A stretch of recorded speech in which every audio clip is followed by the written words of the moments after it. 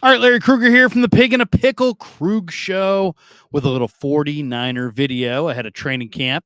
Check out Pig in a Pickle, 2 locations, Emeryville and Corte Madera. They're open 7 days a week, guys, in Marin County from 11 a.m. to 8 p.m. or until they run out. That's a key phrase, until they run out, because they do run out. And they're open Wednesday through Sunday in Emeryville. In Emeryville, they're inside the Emeryville Public Marketplace. Pig in a Pickle, the best barbecue in all of Northern California. All right, let's talk about a subject that we're going to be talking about quite a bit in the next month or so, and that is the 49er veteran players that are on the roster bubble, that guys who, believe it or not, are good football players, but they may not make the team. And we've got a list of, there's a number of rookies and undrafted players and guys who are young in their career who could get cut. Happens every year in every camp. But the 49ers, we're going to limit this video to just veteran players, not rookies, that are on the roster bubble in Niner camp. And when you hear some of these names, you're going to go, really? Really? This guy's on the bubble? But that's how deep this roster is. 49ers have a ton of talent. Let's start at quarterback. Brandon Allen was the backup to Joe Burrow last year, and he came to the 49ers, and he's 4th on the depth chart. And the Niners, if he makes the 53-man roster, he makes a shade over $1 million. But if he doesn't, Brandon Allen, if he doesn't and then somehow clears waivers and winds up on the Niner practice squad, he's going to make $207,000. The guy's taking an $800,000 pay cut to be on the Niners practice squad if he doesn't make the regular roster. So we shall see if he makes it or not. It was a huge gamble on himself to come here in the first place, unless he knows something we don't know, and somebody else is going to get traded, and he's going to wind up on the active roster. Otherwise, Brandon Allen may have made a really bad decision. He was number 2 to Joe Burrow, making $900,000, slated to probably make $1 million. Instead, he signed with the 49ers to be their 4th string quarterback. And right now, if that means they're not going to keep 4, so that means he gets cut, goes through waivers. That means he's either going to be put through waivers at the cut down and wind up on somebody else's team for at least the league minimum. The league minimum is $750,000. Or he's going to be on the Niner practice squad for $207,000. That's hard to believe, but he's definitely on the bubble. They're not going to keep 4 quarterbacks, and the other guys have more credentials than Brandon Allen, clearly.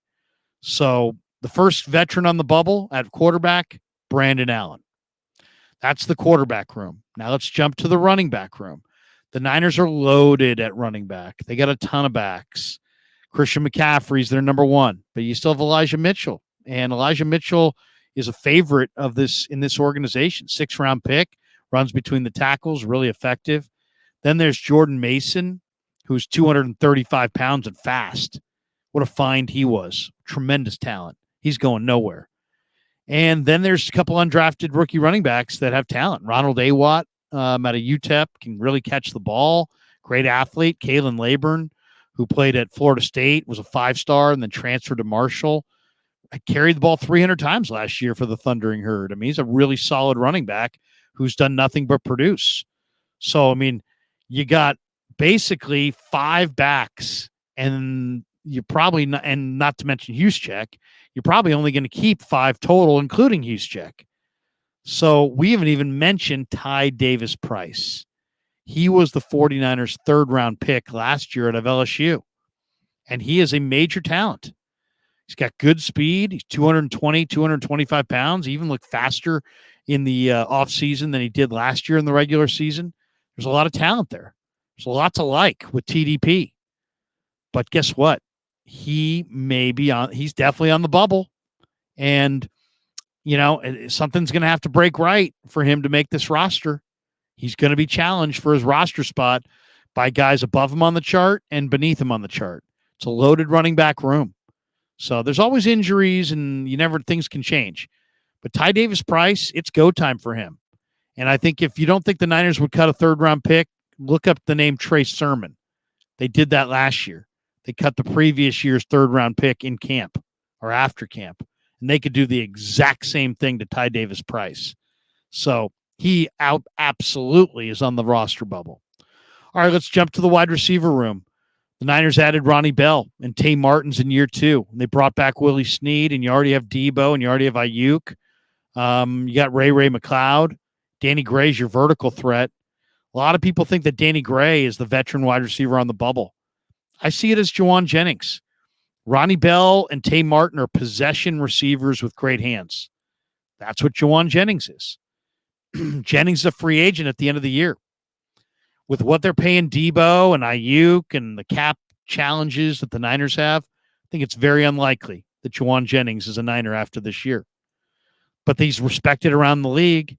He's made some big catches and some big moments. Nobody cares what round he was drafted in. All they care is how he's played, and he's played well. So I find this one even difficult to mention because I think Juwan's a special talent. But Ronnie Bell showed great ball skills in the offseason. Tay Martin is a big receiver, the same size as Jennings, really, with as good or better hands and ball skills, maybe better. Tay Martin was a star at Oak State. He was a big-time player. Ronnie Bell was a borderline star at Michigan. These guys are both in camp, and they basically do all of the same things that Jennings does. They block, they're continuity pieces, they catch 3rd and 5 passes in traffic, they pluck the ball with their hands. They're possession receivers of the highest order. So I don't see a world where Juwan Jennings, Ronnie Bell, and Tay Martin all make the team, and Ronnie Bell and Tay Martin can play. And they're going to be cheaper than Juwan Jennings. So if you told me that it got down to the cut down, if Ronnie Bell and Tay Martin really look good in the preseason, really look good in camp, you may see Juwan Jennings cut. More likely, you'd probably see him traded to another team before the cut down. But the league's full of rosters that are deep at wide receiver. And Juwan could get caught up in a numbers game. So very interesting guy to keep an eye on this summer. Let's move to the tight end room.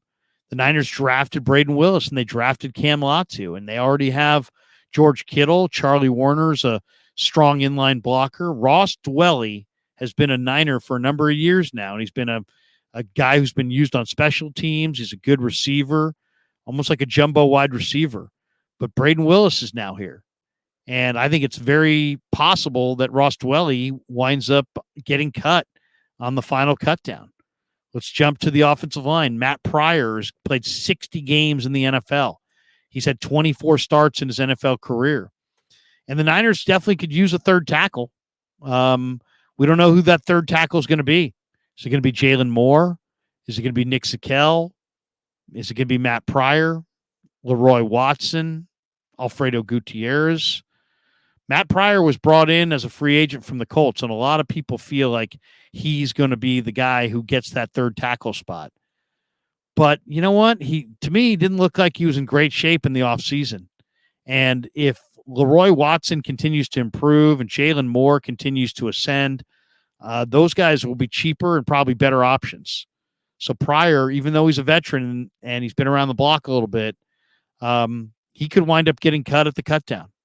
Let's move from the offensive line to the defensive line. Javon Kinlaw.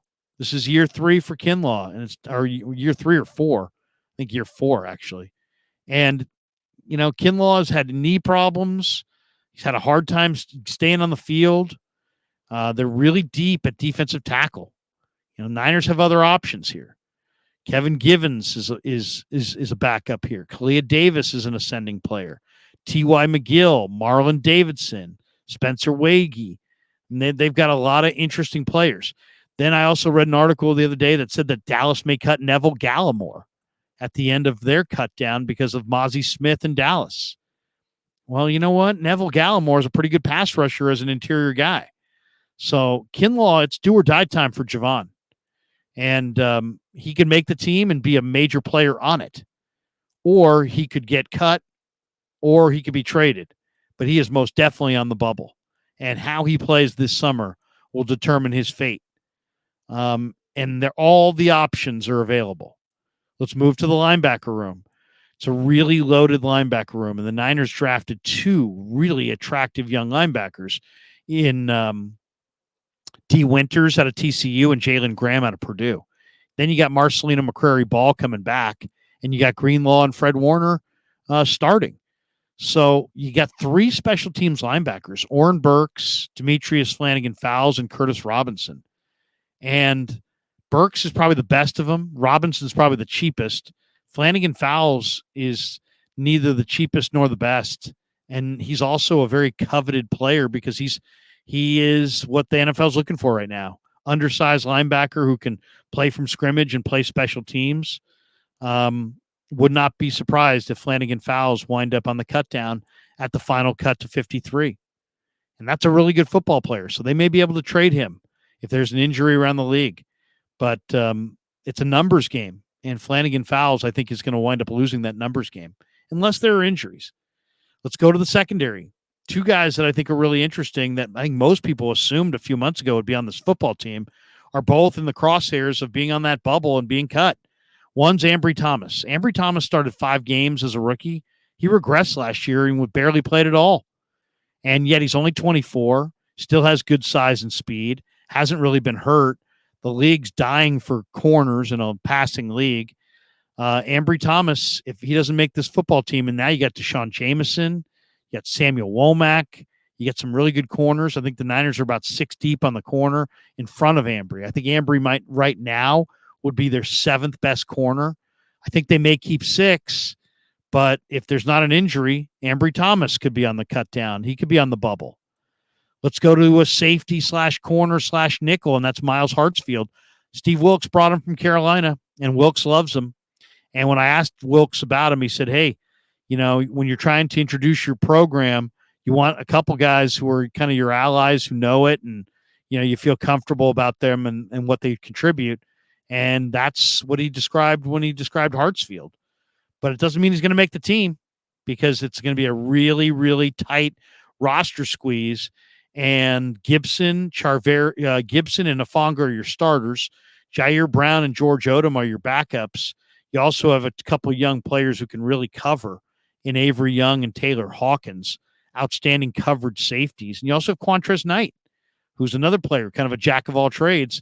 And you look at Hartsfield and you say, okay, and I know he's the number 2 nickel behind Isaiah Oliver, but Hartsfield to me didn't look like he was in great shape. He's going to have a great camp and a really impressive preseason to make this roster, despite the fact that he was handpicked by Wilkes, who's the defensive coordinator. And then last on the list is Zane Gonzalez. There's a number of kicking competitions around the NFL. The Niners signed Zane Gonzalez, and then they went and drafted Jake Moody in the 3rd round. And if Moody does what they think he's going to do, Moody's going to win that job. But Zane Gonzalez is not the worst kicker in pro football. And there may be a team that's willing to give you a draft choice for Zane Gonzalez at the cutdown, or he very easily could be on the bubble. The Niners will not take a second kicker. I guarantee you that. So Jake Moody's 99.9% likely to win that starting kicker job. And that means Gonzalez could be on the bubble. So there you go. Guys on the veterans on the bubble, just to recap it: Brandon Allen, TDP, Jawan Jennings, who's probably the biggest surprise on the entire list, Ross Dwelley, Matt Pryor, Javon Kinlaw, hate to say it, but it's true, Demetrius Flanagan-Fowles, Ambry Thomas, Miles Hartsfield, and Zane Gonzalez. All those guys on the bubble. What does that tell you? It tells you the Niners are stacked. That's one of the most loaded rosters in pro football. All right, hope you enjoyed our video. Thanks to Pig and a Pickle for being the title sponsor of The Krug Show. Thanks to all you guys for supporting The Krug Show on YouTube.